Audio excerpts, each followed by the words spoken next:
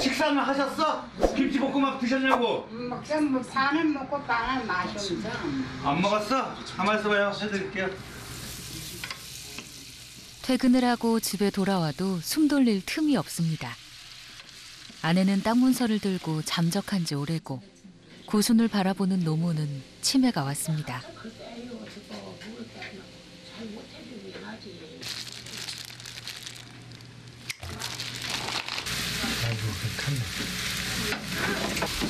아이고, 타버렸네. 국을 준비하는 동안에 까맣게 타버린 멸치볶음. 살림을 도맡아 한 지 6년이 지났지만 아내의 빈자리는 여전히 큽니다. 애들 보기 전에 빨리 치운다는데.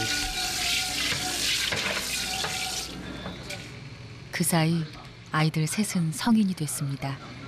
아들하고 또 큰 나무 얼큰한 걸 좋아하고. 에휴, 애들도 비율을 못 맞추겠네요, 제가. 애들들 때문에 어디 가지도 못하고 내가 애들들 토요일 날도 쉬고 있으면 내가 하루 종일 안 들어오면은 아주 전화가 불이 나요, 전화가. 애들들이 이제 그게 인식이 된 거예요. 어디 갈까봐. 쟤들 놔두고 도망갈까봐. 한번 들어, 붕어빵 하나. 붕어빵 사왔어? 아이고, 아유, 잘했네. 할머니 드시다 붕어빵 사왔네. 할머니 드리고. 딸 하나의 아들 둘은 모두 발달 장애인입니다. 막막한 현실에서도 늘 의지가 됐던 어머니는 아내의 가출 이후 병이 깊어졌습니다. 다 됐나 보고. 문둥병이라 손가락질 받아가며 악착같이 견뎌온 세월. 힘들고 서러웠던 나날이 자식에게만큼은 대물림되지 않기를 바랐던 어머니는 고향에서 쫓겨나 이곳 마석에 정착한 한센인입니다. 여기가 어떤 동네인데 참 내도 지겹게 두드러 맞고 말도 못하게 피눈물이 나는데다 내가 나다리 병 넣었다고 내보내가지고 우리 엄마가 내보내가지고 길에서는 만나가지고 여기를 찾아 들어온 거야. 얻어 양양, 속초, 거진, 대진 다 얻어 먹으면 돌아다녀가지고 여기를 들어왔걸랑. 아유 여기 들어와서는 땅을 파니 막 두드려 패지 내쫓으려고. 그렇지만 안 나가. 막 두드려 패가지고 아이고 싶겠네. 나 전부 이렇게 해가지고 내가 골병 들었습니다 여기. 라원식 씨 역시 한센인의 자식이라는 이유만으로 모진 서름을 받아야 했습니다. 따돌림을 당하는 건 예사고 거주지를 벗어나면 매질을 각오해야 했습니다.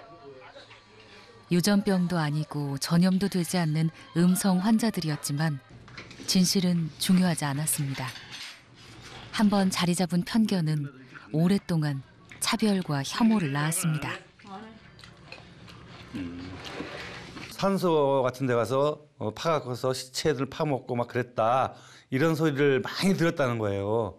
한센병이니까는 뜨뜻한 데가 어디 있겠어요. 산소 있는 데서 자고 이랬나 보죠. 그러니까 그걸 보고 그런 소리를 그 엄마들한테 많이 들었기 때문에 그냥 지저분한 소리죠. 또 부모님들이 이렇게 보면 지저분하잖아요. 막 이렇게 손 꼬여주고 입 틀어주고 막 그러니까는 그렇게 놀림을 많이 받았죠.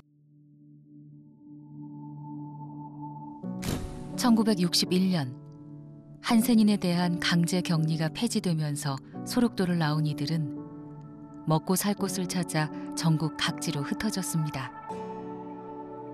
아무것도 없는 허허벌판에 농사를 짓고 닭과 돼지를 키우며 자신들만의 마을을 일군 한센인들. 마석은 그중 하나였습니다. 집이라고 뭐 있었겠어요. 그냥 운막집으로 진 거죠. 나무를 투닥투닥해서 그냥 운막집으로 지어서 살기 시작했나 봐요. 뭐 농사 질 땅도 없었겠고 다 허허벌판 산이었으니까요. 뭐 산에서 뭘 먹겠어요. 돌아가신 저희 아버집이 어렸을 때 동냥을 하러 평내를 갔는데 한센병이라고 해서 멀리에서 그냥 밥을 그냥 이렇게 해서 그릇 같은 거를 그래서 밥을 휙 던졌나 봐요. 그래서 그거 주워 갖고 와서 물에 헹궈서 이렇게 먹었다 이런 소리를 하더라고요. 모두가 외면한 한센인들에게 무료로 땅을 나눠주고 그 위에 집과 농장을 지어 정착할 수 있도록 해준 건 푸른 눈의 외국인 신부님이었습니다. 60년대 초반에 이제 소록도에서 나오신 한센인들이 정착할 곳이 없는 상황 속에서 영국에 있는 청갈로 신부님이 이 지역에 한 4만 평 규모의 땅을 매입을 하셔서 그 소록도에서 나오신 전국에 흩어져 있던 한센인들의 자립 마을을 형성할 수 있도록 도와주셨고 또 마찬가지로 이제 여기에 정착한 한센인들이 초기에는 이제 분할받은 땅을 통해 가지고 양돈 사업을 시작했다고 합니다. 그래서 그 사업을 통해서 생계를 유지하는 하나의 통로가 되었던 거였고요.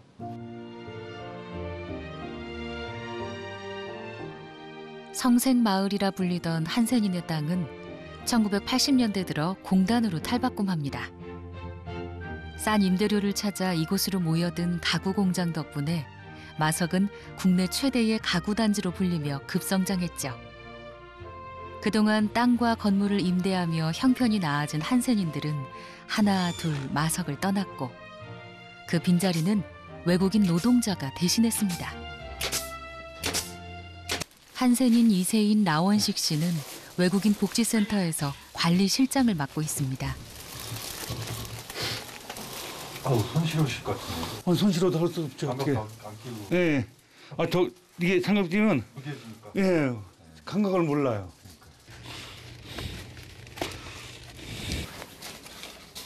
갑자기 찾아온 한파에 보일러가 터지면서 따뜻한 사무실에서 느긋하게 앉아있을 새가 없습니다. 잠깐 또 어머니 식사를 해드리러 가야 됩니다. 아무리 바빠도 미룰 수 없는 일. 요즘 들어 부쩍 치매기가 심해진 어머니는 수시로 챙겨보지 않으면 안 됩니다. 이 동네가 어떻게 됐나 하면 사람들의 멸시와 차별 속에서도 꿋꿋하게 자식을 키우고 몇 해 전까진 손주 셋 뒷바라지까지 야무지게 해내던 어머니였습니다. 다 알았을 때. 그러니까 이 팔이 아프고 그래. 허리를 두 번씩 그러니까. 알았어. 그만. 엄마 보러 왔으니까 그만. 그만. 그만 앉아. 에이, 그만해. 내 몸이 아프니까 분해서 그래. 에이, 이거 어떻게 뭐. 알았어요. 식사하시고. 그래야 돼. 이제 그만. 식사하시고 쉬어요. 갈게요, 나. 예. 너무 저희 어머니가 심하네. 지금 옛날에 천대받았던 게 계속 생각나서 원동안 이렇게 앉아시는 거예요. 한센인이라는 이유로 어머니와 자신이 겪었던 서러웠던 기억은 이주 노동자들을 나와 다르지 않은 눈빛으로 보게 했습니다.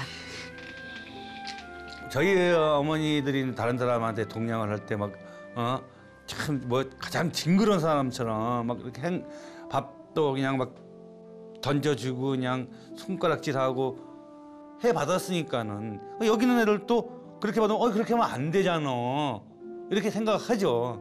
공장 사장님들 어떤 사장님 막 왜 때리냐고 애들을 돈 벌러 온 것뿐인데 이렇게 생각하죠. 동네 사람들이 거의 다.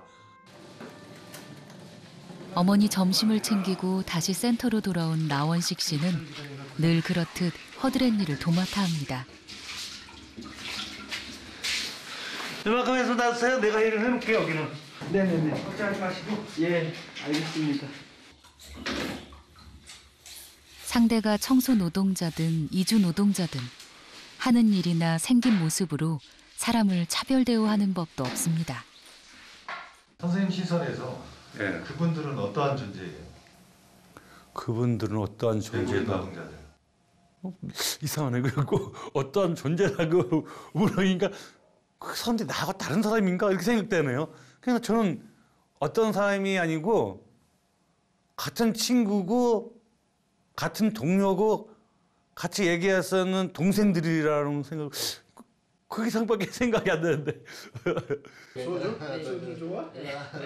나와 다르다고 낯선 이방인이라고 내치지 않고 함께 살아가는 이웃으로 이주 노동자들을 보듬어준 이들.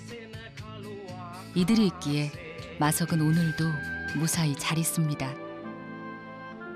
오래전 혐오와 차별 속에서 변방으로 쫓겨난 한센인들이 외국인 신부님의 도움으로 자립을 하고 그렇게 일군 토대 위에서 다시 이주 노동자를 품에 안으며 국내 최대의 가구단지로 성장한 마석. 최첨단 고층 아파트와 지난 역사를 고스란히 간직한 낮은 건물이 공존하듯 이곳은 달라도 함께 살아가는 공생의 지혜가 있습니다.